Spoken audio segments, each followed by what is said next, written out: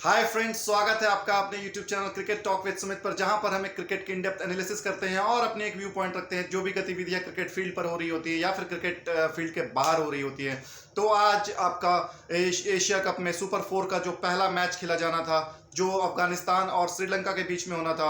अफगानिस्तान एक बार ऑलरेडी श्रीलंका को हरा चुकी थी, पर मैंने जैसा कि अपना पिछले वीडियो में कहा था, इस बार श्रीलंका को हराना आसान नहीं होगा अफगानिस्तान के लिए, क्योंकि एक बार जब टीम क्योंकि श्रीलंका को एक्सपीरियंस ज़्यादा नहीं है यूएई में खेलने का, बट अफगानिस्तान इन्हीं की पिचों पर खेल करके पली बड़ी है और इन्हीं पिचों पर वो रेगुलर प्रैक्टिस करते हुए आ रही है, तो उनको ज़्यादा समझ होती है। लेकिन श्रीलंका जब बांग्लादेश को मतलब आउट करके और उनसे विजय फतह हासिल की, तो एक यूनिट की तरह नजर आ रही थी वो। और मैंने लास्ट टाइम भी कहा था कि बांग्लादेश कितने भी टारगेट देती, अगर वो 250 रन का भी टारगेट देती, श्रीलंका जरूर चेस करती, क्योंकि जिस तरह के उनके मुल्क में हालात चल रहे हैं वो अभी एक मतलब टूटने की कगार पर है। और वहां पर क्रिकेट ही ऐसी चीज है जो उस नेशन को बाइंड करके रख सकता है। और भूलिएगा मत कि ये टूर्नामेंट श्रीलंका में ही होना था, लेकिन वहां पे माली हालत ठीक नहीं होने के कारण ये शिफ्ट कराया गया यूएई दुबई में, वरना ये इवेंट की होस्ट नेशन श्रीलंका ही होती और श्रीलंका अपने घर पर चढ़ कर खेलती और किसी को भी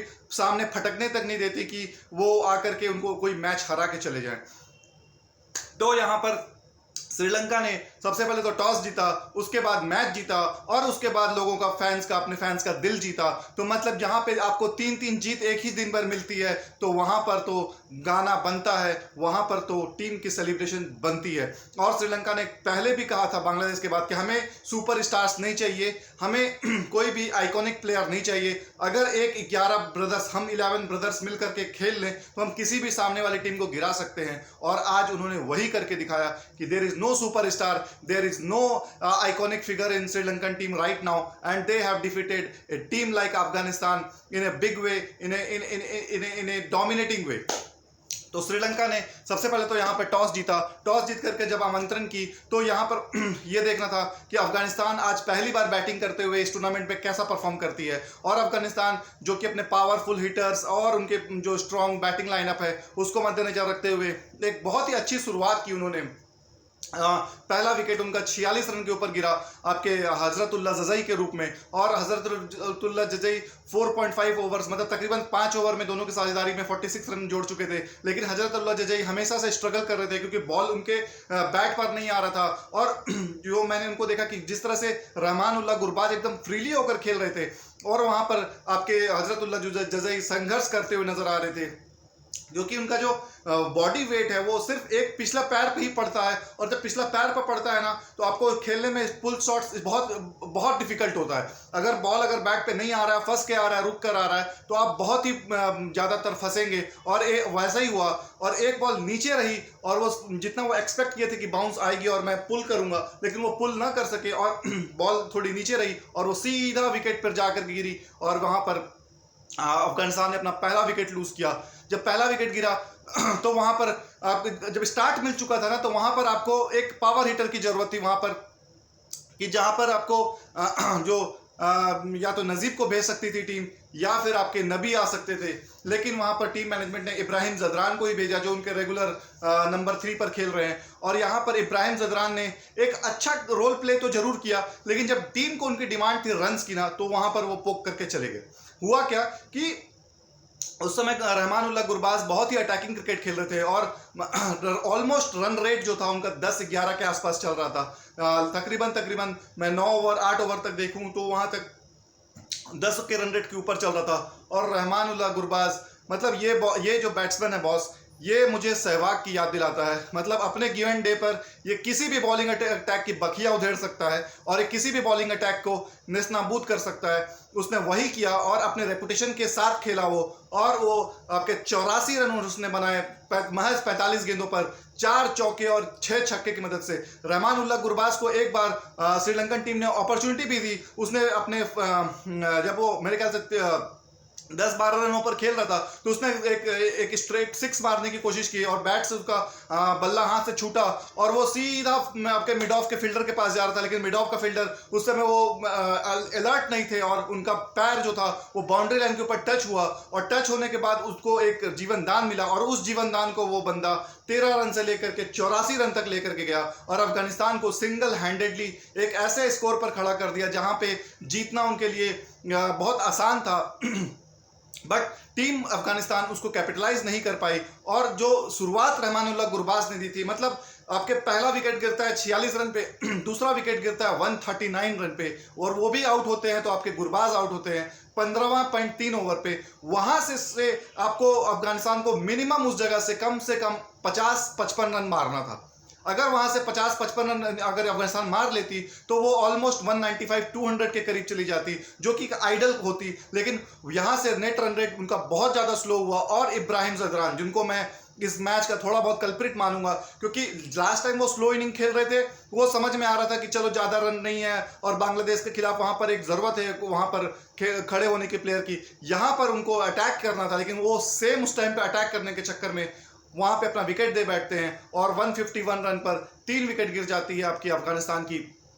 वहां पर आपके नजीब आते हैं, नजीब जब आए, सॉरी पहले हाँ नजीब ही आते हैं, नजीब आए आपके जदरान के गुरबाज के आउट होने के बाद और नजीब ने अपने ही बैटिंग अंदाज में 10 बॉलों पर 17 रन मारे, एक चौका एक छक्का भी उसमें शामिल था, ऑलमोस्ट 170-175 की स्ट्राइक रेट से खेल रहे थे वो, लेकिन वनिंदु हसरंगा और उनके जो अदर स्पिनर थे आपके मधुशंका और आपके तीक्षणा, इन्होंने बहुत ही कसी हुई गेंदबाजी की और जो 10 का 11 का रन रेट चल रहा था वहां से वो टीम को 7, 7.5, 8 तक में ले आई और जब अफगानिस्तान ने हिटिंग करना चालू किया तो वो 8 से ज़्यादातर 9 पर ही बढ़ा सकी, 9 भी कंप्लीट नहीं हुए, 8.5 पौने 9 तक ही जा सके और 175 रन पर वो पूरी अपनी टीम को समाप्त करते हैं, जो कि मुझे लगता है कि ऑलमोस्ट 20 से 25 रन वो शॉर्ट थे इस पिच के हिसाब से, क्योंकि इतनी अच्छी शुरुआत मिलने के बाद बॉस आप अगर मौका देंगे सामने वाले को पुल बैक करने का, और श्रीलंका ने वहां पे पुल बैक किया,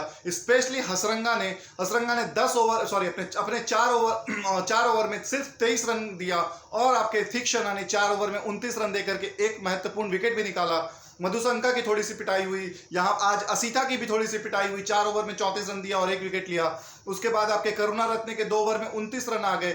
आज दसुन सनका जो कैप्टन है, जिसको मैंने लास्ट वीडियो में भी बोला था कि ये एक ऑलराउंडर है बॉस, इसको बॉलिंग करना आना चाहिए, और ये बॉलिंग करने आज उतरा भी। पहला ओवर जो उसने फेंका था बहुत अच्छा फेंका था, दूसरे ओवर में इनको पिटाई लग गई, क्योंकि देखो एक तरफ आप 140 से 145 स्पीड की जो बॉल खेलते हो ना, और सडनली कोई 120-125 वाला आ जाता है तो आपको वहां एडजस्टमेंट करने में टाइम लगता है, क्योंकि आपका जो बैट स्विंग है वो बैट स्विंग आपका 140 की रफ्तार से चलेगा, जो तेज बॉलर होगा, और ऐसे ही सडनली कोई 120 का स्पीड वाला आ जाता है तो बैट स्विंग अगर आप पहले घुमा देते हैं तो शॉट आपका पहले लगेगा, बॉल आपका बाद में आएगा, तो ये एडजस्टमेंट करना होता है। मैं हमेशा बोलता हूं सनका को बॉलिंग और रेगुलर करते रहना चाहिए, जिसकी वजह से वो एक बॉलर को अपना कम खिला करके और एक अच्छा बैट्समैन को अपनी टीम में डाल सकता है। दिनेश चंडीमल को मैं अभी भी बोलता हूं इस टीम में होना चाहिए, अगर वो दिनेश चंडीमल को खिलाते हैं तो डेफिनेटली ये टीम और मजबूत होगी। मतलब 5वें नंबर पे हसरंगा आ रहे हैं, जो बहुत ही डाइसी होता है, हसरंगा कभी चल गए कभी नहीं चले, अगर चल गए तब तो ठीक है, जैसा कि आज के मैच में हसरंगा आए और 16-17 रन के तकरीबन इनिंग खेली उन्होंने, और मेरे हिसाब से मैन ऑफ द मैच जो होने चाहिए इस मैच के, वो आपके हसरंगा होने चाहिए, क्योंकि देखिए श्रीलंका ने जो रन चेस किया है उसमें एक भी किसी ने 50 नहीं मारा है, मतलब कि इसका मतलब कि टीम एक आदमी पे डिपेंड नहीं थी, सारे प्लेयर्स मिलकर के 30-35 जोड़ जाड़ करके वो पूरी की पूरी कनेक्ट हुई इनिंग, और सारे डॉट को उन्होंने कनेक्ट किया और इस चेस को बहुत ही सिंपल और इजी बनाया।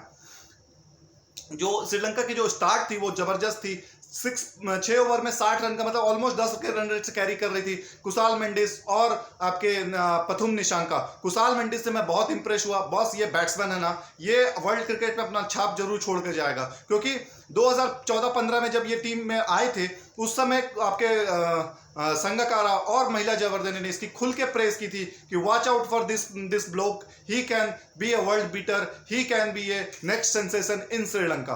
तो कुशाल मेंडिस ने जो राशिद के जो 6वें ओवर में जो दो सिक्सेस मारे ना बॉस, मुझे उसी समय से समझ में आ गया था कि श्रीलंका आज किसी को नहीं बख्शेगा, चाहे वो उनके मेन बॉलर हो चाहे वो उनके स्ट्रांग पॉइंट बॉलर हो। क्योंकि आज आप मैच देखोगे तो यही देखोगे कि श्रीलंका ने टारगेट किया मुजीबुर रहमान को, आपके नबी को और आपके राशिद खान को, जितने भी उनके मेन पावरफुल बॉलर्स थे उन्हीं को टारगेट किया और उन्हीं को रन बनाया। तो ये चीज़ मुझे समझ में आ गई थी कि श्रीलंका आज ये मैच छोड़ेगी नहीं, क्योंकि जो डर कर खेलोगे ना, जैसे आप रेपुटेशन के पश्चात जाओगे ना कि नहीं इसका नाम राशिद है, मुझे ये वर्ल्ड बीटर है, ये बहुत अच्छा बॉलिंग करता है, मुझे इसको सम्मान देना, ये देना, अब इस चक्कर में माइंडसेट आपका पूरा खत्म हो जाएगा। जब आप अटैक करने के लिए जाओगे ना, और कैलकुलेटिव अटैक करना है आपको, ये नहीं कि आप आंख बंद करके मैच खेल रहे हो। मैं यहाँ पर गुना तलिका का बहुत वो क्रिटिसाइज करूंगा, क्योंकि गुना उस ओवर में रन आ चुके थे, मतलब 17वें ओवर में, सॉरी आपके हाँ 17वें ओवर में आउट, नहीं सॉरी 15वें ओवर में आउट हुआ था गुना तिलका। 15वें ओवर में ऑलमोस्ट रन आ चुके थे उस मैच के, और वहां से गुना तिलका ने मैच को पूरा का पूरा चेंज करवा दिया। राशिद के बॉल पर बोल्ड हुए वो। जब आपके पास रन आ चुका है बॉस, आप 150 के पास आप आ चुके हो, और आपने 16वें ओवर 17वें ओवर में बैटिंग कर रहे हो, और राशिद का लास्ट ओवर है, 4 रन मार चुके हो, तो क्या जरूरत है आपको वो शॉट खेलने का बेहुदा सा। अगर वहां पर राशिद खान हसरंगा को अगली ही बॉल पर आउट कर देते, हसरंगा ने उस बॉल पर चौका मारा, लेकिन अगर वहां पे आउट कर देते तो फिर आपके पास नीचे डाउन द ऑर्डर सिर्फ डाइसी प्लेयर्स थे कि चले तो चले, चले तो चांद तक, नहीं चले तो शाम तक। तो वही हाल हो जाता फिर कि भैया मुंह को आया और हाथ को ना लगा। आप इतना अच्छा क्रिकेट खेल रहे हो, आपको जो बैट्समैन वहां पे खड़ा है ना, उसको और उसकी रेस्पॉन्सिबिलिटी सबसे ज्यादा है कि वो मैच को फिनिश करके आए, रादर कि वो एक्सपेक्ट करे कि बॉस नीचे तो कोई है, नीचे तो कोई है, वो करेगा वो करेगा वो करेगा, मैं तो आप गाड़ी छोड़ दोगे। तो श्रीलंका को यहाँ पे बहुत ही अच्छा उनको ये जीत मिली है। उसके बाद हम आते हैं आपके श्रीलंका की भी बहुत ही पुअर परफॉर्मेंस थी, बहुत ही रैश शॉट खेला उसने, लेकिन जो मेरे हिसाब से जो प्लेयर था वो था बॉस आपके मेंडिस, और आपके नीचे डाउन द ऑर्डर पे आप मैं बात करूं तो राजपक्षे का जो इनिंग था ना वो इंपैक्टफुल था, क्योंकि सनका जब आउट हुए थे 119 रन पे 14.1 ओवर पे, तो वहां पर मैच फंस सकता था, और राजपक्षे ने आते ही पूरा का पूरा प्रेशर गुना तिलका से निकाला, और उसी ओवर में, जिस ओवर में वो आउट होकर गए थे सनका, उसी ओवर में उन्होंने 2 चौके और 1 छक्का मारा, पूरा प्रेशर रिलीज कर दिया आपके श्रीलंकन टीम का, और ड्रेसिंग रूम में एक मैसेज दे दिया कि बॉस जब तक मैं यहाँ खड़ा हूँ आपको टेंशन लेने की जरूरत नहीं है, और अगर आप टेंशन ले भी रहे हो तो आप टेंशन ना लो, क्योंकि मैं यहाँ पे हूँ और मैं मैच निकाल करके लेके जाऊंगा। तो राजपक्षे का ये जो स्टेटमेंट था वो जबरदस्त था कि बॉस मैं मैच को फिनिश किए बिना यहाँ से नहीं जाऊंगा। Although he got out in the last over, that too in on 171 run के आसपास वो आउट हुए थे, लेकिन तब तक वो अपना ऑलमोस्ट काम कर चुके थे। राजपक्षे ने 31 रन मारे बॉस 14 बॉल खेल करके, जो कि मैं मानता हूं कि उसने लास्ट के 1-2 बॉल डॉट खेले हैं, तो ये जो रन बनाया उसने 31, ये ऑलमोस्ट 11-12 बॉलों पर उसने बनाए हैं, और इस 11-12 बॉलों पर वो 4 चौके और 1 छक्का उसने मारा। तो इससे क्या हुआ कि सामने वाली जो टीम थी उसके ऊपर इतना प्रेशर आ गया, और नबी को भी मैंने देखा, नबी ऐसे तो बहुत कूल बंदे लगते हैं मुझे, लेकिन जब मैच पे चल रही थी तो वो अपने बॉलर्स पे साउट कर रहे हैं, अपने फील्डर्स पे साउट कर रहे हैं। होना भी चाहिए, कैप्टन है, आप गेम खेलते हो एग्रेसिव नेचर के साथ, पैशनेट के साथ, अगर ऐसा होता तो वो वहां पर आपको लगता है, फील होता है आपको ऑड, लेकिन हमेशा एक कैप्टन को एक कूल और काम होना चाहिए। आपको आप ड्रेसिंग रूम पे आप जाओ, वहां पे जो साउट करना करो, लेकिन मैदान पर आप प्लेयर्स को अगर, क्योंकि हर कोई अपने पैशन अपनी कंट्री के लिए खेल रहा है बॉस, ये कोई लीग मैच नहीं है कि आप किसी कैप्टनसी के लिए खेल रहे हैं या फिर किसी आप ओनर के लिए खेल रहे हैं, आप अपने कंट्री के लिए खेलते हो, तो आप हर आदमी वैसे ही पैशनेट है। तो अफगानिस्तान ने यहाँ पे बैटिंग कोच तो रख लिया उन्होंने जोनाथन ट्रॉट के रूप में, बाकी उन्होंने बॉलिंग कोच भी रख लिया उमर गुल के, दोनों अच्छा परफॉर्म कर रहे हैं, लेकिन where is the fielding coach boss? इतनी खराब फील्डिंग, पैथेटिक फील्डिंग के साथ आप कैसे जीत सकते हो मैच? करीम जन्नत को कैच आया, दसुम सनका का, सॉरी गुना तिलका का, वो कैच छोड़ दिए। एक इजी कैच आया आपका समीउल्लाह सेनवारी के पास, डॉली कैच था यार, मतलब लॉलीपॉप, उससे इजी कैच वर्ल्ड क्रिकेट में आप एक्सपेक्ट नहीं कर सकते, वो वहां पे छोड़ दिया उन्होंने। रनआउट चांसेस छूटे इतने सारे आपके, रहमानुल्लाह गुरबाज ने रनआउट, बॉस आप 84-85 रन मारे हो, लेकिन आपको मेन फील्ड, आपको फील्डिंग पे भी तो इम्पैक्ट रखना है। मैच आप जीतते हो यही सब छोटे छोटे कारनामे करके, अगर आप ये सब कारनामा नहीं करोगे तो बहुत मुश्किल हो जाती है टीम को बचाने के लिए। बॉलर्स अपना काम कर रहे हैं, आप रन लीक कर रहे हो, आप हसरंगा जैसा आदमी आकर के 3 चौके मार दिए, मतलब पहला बॉल उसने खेला बाउंड्री मारा, तीसरा बॉल उसने खेला उसमें भी बाउंड्री मारा, लास्ट बॉल पे भी उसने मतलब बाउंड्री मारी। तो यहां पर जो उसके नॉन रेगुलर बैट्समैन है वो आकर के रन स्कोर कर रहे हैं। आपके चमीरा करुणारत्ने ने 5 रन बनाए, 1 बॉल खेला बाउंड्री मारा, दूसरा बॉल खेला तो उसमें सिंगल लिया उसमें, तो 5 रन उन्होंने मारे। सनका थोड़ा बहुत आज अपने आप को प्रमोट किया था, लेकिन वो प्रमोट उनका फायदा नहीं दिया और 10 रन पर ही आउट हो गए। वो भी मुजीबुर रहमान की वो बॉल पर आउट हुए, जो फुल टॉस था उसको 6 मारना था, लेकिन वो सीधा हाथ में मार बैठे। वहां पे थोड़ा बहुत कंट्रोवर्सी भी हुआ कि वो कैच है कि नहीं है, कैच है कि नहीं, वो थर्ड अंपायर की मदद ली गई। फिर हमने देखा कि वो कोच साहब उनके आ गए, क्रिस सिल्वरवुड आकर के वहां पे फोर्थ अंपायर से बात कर रहे हैं कि ये नॉट आउट है, उनका पैर टच हुआ। यार who the hell are you? वहां पे डिसीजन मेकिंग के लिए इतने कैमरेज लगे हुए हैं, थर्ड अंपायर लगा हुआ, वो जब डिसीजन अपना दे चुका है देन आपके पास कुछ बचता नहीं है। आप इतने, you are such a senior pro यार, ये बचकाना हरकतें ये सब बंद होनी चाहिए। आप although Sri Lanka has won the match but they have to show that they are very cool calm composed players. आप उनको इंग्लैंड जैसा मत बनाओ यार क्रिस सिल्वरवुड, कि आप उनको घोड़े हैं और वो अब दौड़ा रहे हो और वो दौड़ रहे हैं आपके लिए। तो प्लीज आप थोड़ा सा आप डेकोरम मेंटेन करें कि क्या एक कोच का काम है, और वो आप बखूबी से करिए। तो सिर्फ ऑल्दो अफगानिस्तान ये मैच हारी बट बहुत पुअर परफॉर्मेंस थी। इतना रन बनाने के बाद भी 20-25 रन शॉर्ट रह गई। उसके बाद बॉलिंग में भी आई तो बॉलिंग अच्छी की उन्होंने, लेकिन बिट्स एंड पीसेस में, पार्ट एंड पार्सल में। और उसके बाद कुछ कैचेस भी इंपॉर्टेंट ड्रॉप हुए, कुछ रनआउट्स ड्रॉप हुए, कुछ फैसला उनके अगेंस्ट में भी गया।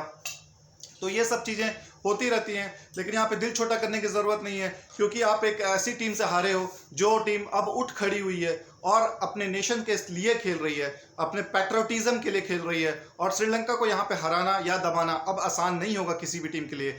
पाकिस्तान को भी मैं वार्न करूंगा और इंडियन टीम को भी मैं वार्न करूंगा कि watch out for this Sri Lankan lions, they can beat और they can play any kind of cricket. अगर महिंदा राजपक्षे किसी दिन चल गया अच्छे से तो किसी भी टीम की वो बैंड बजा सकता है।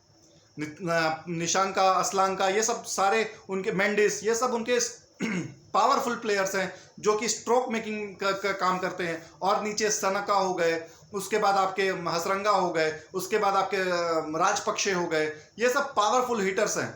ये जिस दिन चल गए तो उस दिन तो वो काम लगा देंगे आराम से। मतलब जो हिंदी में कहावत है ना, लंका लग जाती है, तो लंका इस बार सही में लंका लगा देगी।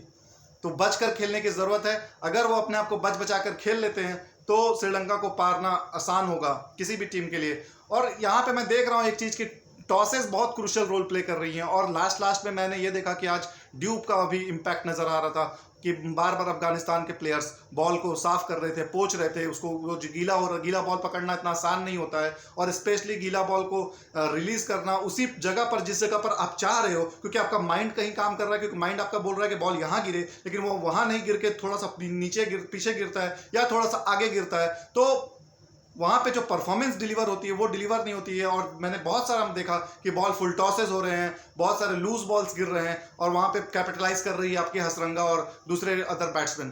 तो ये बहुत होते रहता है क्रिकेट में, आपको यहाँ पे प्रैक्टिस करने की बहुत ज़रूरत है। और मैं दूसरी टीम को यही बोलूँगा कि बॉस, आप टॉस पे निर्भर मत रहें और दोनों तरफ की आप प्रैक्टिस करें। आप फर्स्ट बैटिंग की भी प्रैक्टिस करें और आप सेकेंड बैटिंग की भी प्रैक्टिस करें,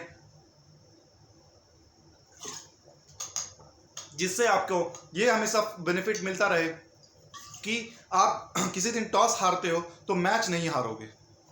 श्रीलंका यहाँ पर बहुत ही हार्ड आई, बॉलिंग वाइज भी और बैटिंग वाइज भी। उनके पास एक प्लान था और मैं वही चीज़ देख रहा था कि वो जो उनके कोच साहब हैं वो 2D, लास्ट टाइम वो 2D लिख करके भेजे थे, इस टाइम वो 2A लिख कर भेज रहे हैं। तो वो क्या मैसेज है वो किसी को नहीं पता, उनकी क्या सीक्रेट कोड्स है। बट जो मुझे लग रहा है कि वो बॉलर्स को बता रहे हैं कि आपको कौन से फील्ड पे बॉलिंग करना है और कौन सी जगह पे बॉलिंग करना है, आपको कौन से फील्डर कहाँ पे रखना है, वो शायद उनका प्लान हो सकता है। 2D 2A का मतलब कि boss second line of bowling, second wicket line पर आपको बॉल करना है या फिर आपको फर्स्ट चैनल पे बॉल करना है। तो ये चीज़ें देखना बहुत ज़रूरी है कि वो बताना क्या चाह रहे हैं, वो समझाना क्या चाह रहे हैं, और ऐसी कौन सी बात है जो वो अपनी टीम को डायरेक्ट नहीं बता सकते और इशारे में बता रहे हैं। तो ये मेरे को थोड़ा सा लगता है कि क्रिस सिल्वरवुड का जो माइंड गेम है ना, ये वो चल रहा है, कोशिश कर रहे हैं। वो सामने वाली टीम को माइंड से हराना चाहते हैं कि आप हमारे 2D 2A 2B इस पे ज़्यादा फोकस करो, रैदर आप अपने प्लान्स पे फोकस ना कर पाओ। तो यहाँ पर अफगानिस्तान थोड़ी सी आपकी इनएक्सपीरियंस टीम है। अगर एक्सपीरियंस टीम होती तो यहाँ से वो 25-30 रन और मेला लूटती और श्रीलंका को बिल्कुल डाउन एंड आउट कर देती, इस चेस से बाहर ही कर देती। लेकिन अब चूंकि हसरंगा और आपके थिकशणा ये दोनों एक्सपीरियंस बॉलर है, आईपीएल में बहुत बॉलिंग किया इन्होंने, आईपीएल में बहुत टीमों को परेशान करके रखा हुआ है इन्होंने, तो इनको पता है कि कब कहाँ पे किस लाइन लेंथ पर बॉलिंग करनी है और कब कहाँ पर किस जगह पर किस प्लेयर को टारगेट करना है, वो उनको अच्छे से पता है और उन्होंने वही चीज़ किया। बट उनके जो पेसर हैं, जो इनएक्सपीरियंस हैं, आपके असिता फर्नांडो हो गए जो अपना सेकंड मैच ही खेल रहे हैं, उसके बाद आपके मधुशंका हो गए, उसके बाद आपके चमीरा करुणारत्ने हो गए, ये तीनों आपके इनएक्सपीरियंस प्लेयर्स हैं। तो इनको तो आप मार्जिन दे सकते हो, लेकिन हसरंगा को मारना इतना आसान नहीं है। अगर आप एक गलती से शॉट मार भी देते हो तो उसके बाद वो दोबारा मौका नहीं देता। और he is not like Rashid Khan कि आप उसको आराम से मारते चले गए और वो आपका पिटते चला जाएगा। वो अगर विकेट पिट रहा है तो विकेट भी वो निकाल करके देगा आपको। He purchase the wicket, he buy the wicket. वो रन लीक करेगा तो विकेट उसकी लेकर के ही मानेगा। तो हसरंगा को मैं बहुत टाइम से देख रहा हूँ। RCB is my favourite team in IPL and I love to see his passion, his devotion, his work ethics is very nice when it comes to IPL matches. बहुत ही कूल, काम, कंपोज और compact type के Hasaranga player हैं। उनको पता है कि उनकी क्या भूमिका है, क्या रोल्स है, क्या रिस्पॉन्सिबिलिटी है, तो वो उसी अकॉर्डिंग ही बॉलिंग करते हैं। आज का जो पिच था वो स्टार्टिंग में तो मुझे लग रहा था कि बहुत फंस कर आ रहा है, बहुत रुक कर आ रहा है, और जो पेसर हैं अगर वो वहाँ से अपने पेस निकाल देते हैं, मतलब आपके स्लोअर वंस डालते हैं, तो वो ज़्यादा इम्पैक्ट फुल नज़र आ रहा था। अगर आप पेस प्रोवाइड कर रहे हो बैट्समैन को तो शॉट्स खेलना आसान हो रहा था। लेकिन जैसे हजरतुल्लाह जजई आउट हुए, हल्का सा उसने पेस को थोड़ा सा चेंज किया और वो जब चेंज किया तो बॉल थोड़ी नीचे रही और वो क्लीन बोल्ड अप हो गए। सेम आपके इनके साथ हुआ, राशिद के साथ भी। जब लास्ट ओवर में राशिद छक्का मारने की कोशिश कर रहे थे तो बॉल कनेक्ट ही नहीं हो रहा था। ऑल्दो एक बॉल कनेक्ट हुआ जिसपे वो छक्का मारा उन्होंने, लेकिन उसके अलावा किसी भी बॉल को वो टारगेट नहीं कर पाए और मैच में थोड़ा सा जान फंसा हुआ था।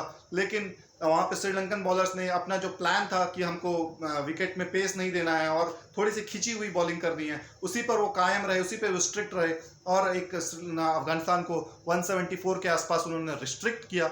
और उसके बाद उनको पता था कि हमें एक तेज शुरुआत की ज़रूरत होगी, 60-65 रनों की। वो हम आपके उनके पार्टनर्स, उनके जो ओपनर्स थे उन्होंने वो डिलीवर किया।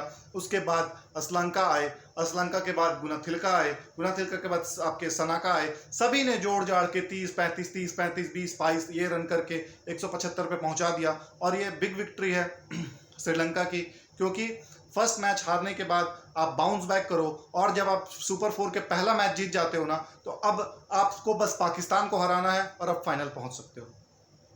क्योंकि इंडिया, मैं उम्मीद कर रहा हूं कि इंडिया पाकिस्तान को हरा देगी कल का मैच। बट यहाँ पे एक डाउट ये हो रहा है कि पहला मैच अफगानिस्तान और श्रीलंका का हुआ था जब एशिया कप शुरू हुआ था, तो और उसमें अफगानिस्तान जीता था। और उसके बाद सेकंड मैच जो था वो इंडिया पाकिस्तान का था, उसमें इंडिया जीता। और इस बार जो सुपर 4 में फिर से अफगानिस्तान श्रीलंका का मैच है, वहाँ उलटफेर हो गया, वहाँ श्रीलंका जीत गई। कहीं कल मुझे डर है कि कहीं कल इंडिया और पाकिस्तान का फिर से सुपर 4 में वही मैच है और कल का बाजी ना पलट जाए कि जो यहाँ पे श्रीलंका जीती, वहाँ पे पाकिस्तान जीत रहा है। तो ये ना होने देना है, क्योंकि दोनों कैंप से खराब न्यूज़ आ रही है कि आपके एक तो रविंद्र जडेजा टीम का हिस्सा नहीं होंगे, इंजुरी की वजह से वो आउट हो चुके हैं। उसके बाद आपका आवेश खान की भी न्यूज़ सुनने में आ रही है कि उनको फीवर है और वो शायद अवेलेबल होंगे या नहीं होंगे, वो अभी डाउट्स है। मेडिसिन या ड्रग्स के ऊपर देखना होगा कि वो कहाँ तक इम्पैक्ट कर रही है या फिर क्या वो रिस्पॉन्स कर रहे हैं। उसके अलावा न्यूज़ आ रही है कि शहनवाज दहानी जो 140+ बॉलिंग करते हैं पाकिस्तान के लिए, वो इस मैच से आउट हो गए चुके हैं इंजुरी की वजह से। और कल का मैच हो सकता है हमारे दुलारे, हमारे प्यारे, हमारे राम दुलारे, राम भरोसे प्लेयर हसन अली खेलेंगे, जो कि मतलब जब से क्या मंत्र फुकवा के आया है यार, जब से वो टीम से ड्रॉप हुआ है, मतलब आपके तीन पेसर इंजर्ड हो गए हैं और तीनों पेसर इंजर्ड होने के बाद आप हसन अली को वापस लेकर आते हैं और वो कल का मैच खेलेगा। तो ये मतलब इसको बोलते हैं ना, मतलब लगता है गुड्डा गुड्डी बना के चल रहे हैं वो, कि साला जो उनके रास्ते में आ रहा है उसको इंजरी करा के उसको भेजो। तो यार अब अगर आपको मौका मिल रहा है, ऊपर वाले आपको किस्मत दे रहे हैं, तो बॉस इसका फायदा उठाओ और छा जाओ। नाम कमाने का यही मौका होता है। इसमें अगर जो नाम कमा लिया वो बॉस ऊपर जाता। आप हार्दिक पांड्या का लाइव एग्जांपल देख लो। हार्दिक पांड्या पिछला एशिया कप में इंजरी होकर के बाहर चला गया, उसके बाद वो वापस नहीं आ पाया बॉलिंग करने के लिए, या वो खेला तो सिर्फ बैटिंग किया, बॉलिंग नहीं किया। बट अभी वो वापस आया, बॉलिंग की तो ऐसी बॉलिंग की कि 3 विकेट पाकिस्तान के निकाले, और जब बैटिंग की तो 17 बॉलों पर 33 रन उस जवान ने ठोका, और मैच विनिंग छक्का जो 6 मारा उसने नवाज को, उसने साफ साफ बता दिया वर्ल्ड को कि बॉस आज के वर्ल्ड क्रिकेट में नंबर 1 ऑलराउंडर अगर कोई है तो वो हार्दिक पांड्या है। क्योंकि बेन स्टोक्स रिटायर हो चुके हैं ओडीआई क्रिकेट से, तो अब हार्दिक पांड्या ही है। और जो ये समय है ना, ये अब हार्दिक पांड्या का है। जिस टीम में पांड्या है उस टीम का बैलेंस बहुत स्ट्रांग होगा। तो हम इसके ऊपर कल अच्छे से बात करेंगे। कल इंडिया पाकिस्तान का मैच है, इंडिया पाकिस्तान के ऊपर पूरी इन डेप्थ एनालिसिस होगी। कल 8 बजे हमारी वीडियो आएगी।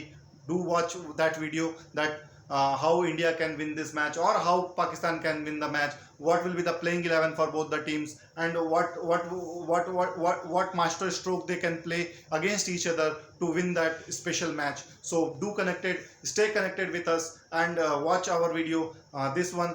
Plus at morning 8 o'clock you will get another video, so watch that video also. And आप लोगों का हमेशा से आशीर्वाद रहा है। आप लोग अपना बहुत ज़्यादा ख्याल रखिए। कोविड बहुत ज़्यादा फैल रहा है, फिर से वापस आ रहा है, तो घर पर रहिए, मैच देखिए और घर पे ही रह करके मैच का आनंद उठाइए। तब तक के लिए बने रहिए हमारे साथ। मिलते हैं कल एक नए वीडियो पे। तब तक के लिए अपना बहुत ख्याल रखिए। जय हिंद, वंदे मातरम, जय भारत।